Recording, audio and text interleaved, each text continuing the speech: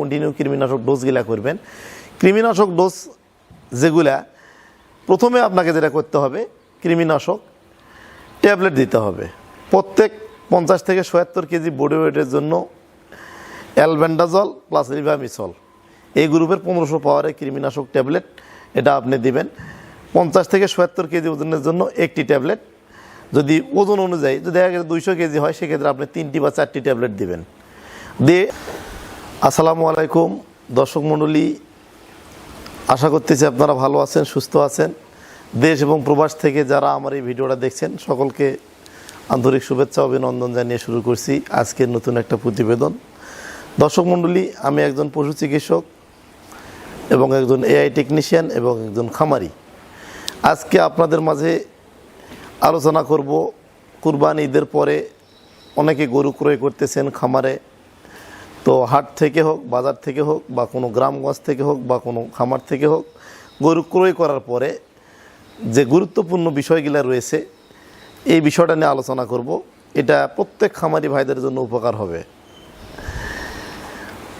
আমি মনে করি শতকরা 95% খামারি রয়েছে যারা গরুর রোগ ব্যাধি, গরুর নার্সিং যত্ন ট্রিটমেন্ট সম্পর্কে ধারণা কম রয়েছে। আর যারা বড় বড় এগ্রো এবং ডেইরি সেক্টরে রয়েছে অনেক অভিজ্ঞ ব্যক্তি হয়তো 5%।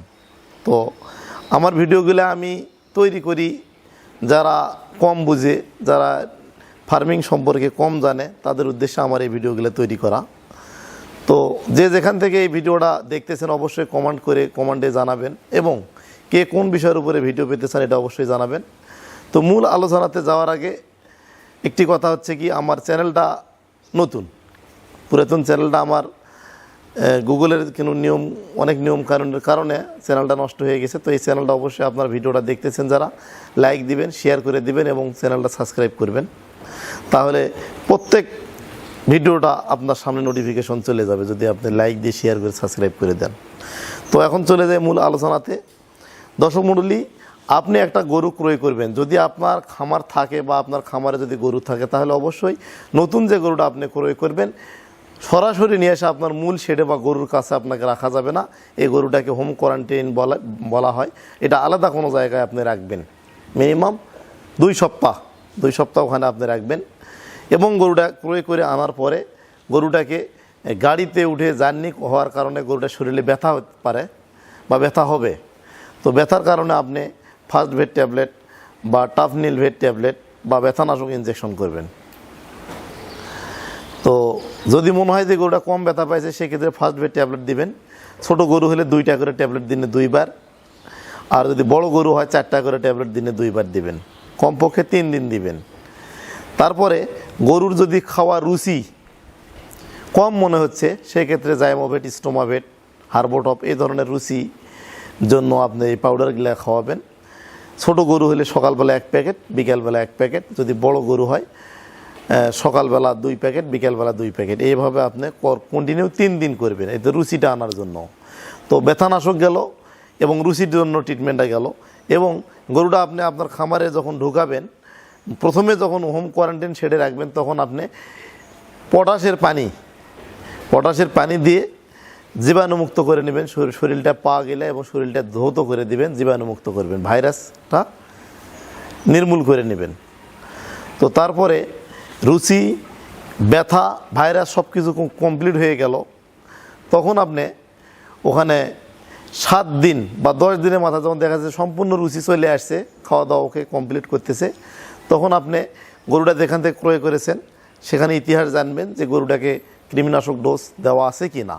যদি দেওয়া থাকে তো ভালো, যদি না দেওয়া থাকে আপনি কন্টিনিউ কৃমিনাশক ডোজগুলা করবেন। কৃমিনাশক ডোজ যেগুলা প্রথমে আপনাকে যেটা করতে হবে, কৃমিনাশক ট্যাবলেট দিতে হবে।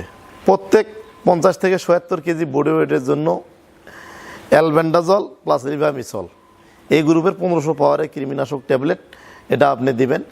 50 থেকে 77 কেজি ওজনের জন্য একটি ট্যাবলেট, যদি ওজন অনুযায়ী যদি 200 কেজি হয় সেক্ষেত্রে আপনি 3টি বা 4টি ট্যাবলেট দিবেন। দিয়ে আপনি কৃমিমুক্ত করলেন। এটা আপনার গেল পেটের যে কৃমিগুলা, পাকস্থলী কৃমিগুলার জন্য এটা। তারপরে আপনি এই কৃমিনাশক ট্যাবলেট দেওয়ার পরে আপনি 14 দিনের মাথায় আপনি নাইট্রোনিক্স ইনজেকশন করবেন কলিজা কৃমির জন্য। তারপরে আবার 14 দিন পর আপনি ভার্মিক ইনজেকশন করবেন। এটা চামড়ার নিচে করতে হবে। উকুন, আড়ালি, পাটা এই ধরনের অন্তঃপরজীবী এবং বহিঃপরজীবী নির্মূল করার জন্য।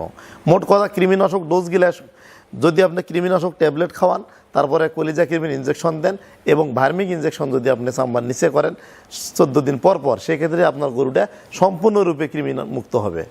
তো কৃমি মুক্ত করার পরে গরুটাকে লিভার টনিক আপনি খাওয়াবেন। পাশাপাশি লিভার টনিক দিতে হবে 7 থেকে 10 দিন। পাশাপাশি গরুটাকে কৃমিনাশক ডোজ এবং লিভার টনিক ডোজ দেওয়ার পাশাপাশি গরুটাকে রুচির মেডিসিনগুলো তো কন্টিনিউ করবেন যদি রুচি কম থাকে, আর যদি রুচি ভালো থাকে তো করার দরকার নাই। এবং গরুর যে রোগের টিকাগুলা, খুরা রোগ, প্রথমে খুরা রোগের ভ্যাকসিন করবেন। একটা ভ্যাকসিন থেকে একটা ভ্যাকসিনের দূরত্ব কমপক্ষে 7 দিন পর দিতে হবে।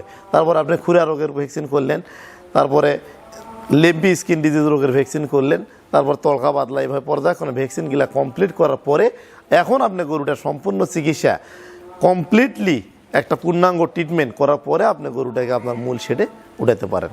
তো আমার ভিডিওগুলো যে ভালো লাগে অবশ্যই লাইক দিয়ে চ্যানেলটা সাবস্ক্রাইব করে ভিডিওটা শেয়ার করে দিবেন। সকলকে ধন্যবাদ। আজকের মধ্যে এখানেই। আসসালামু আলাইকুম।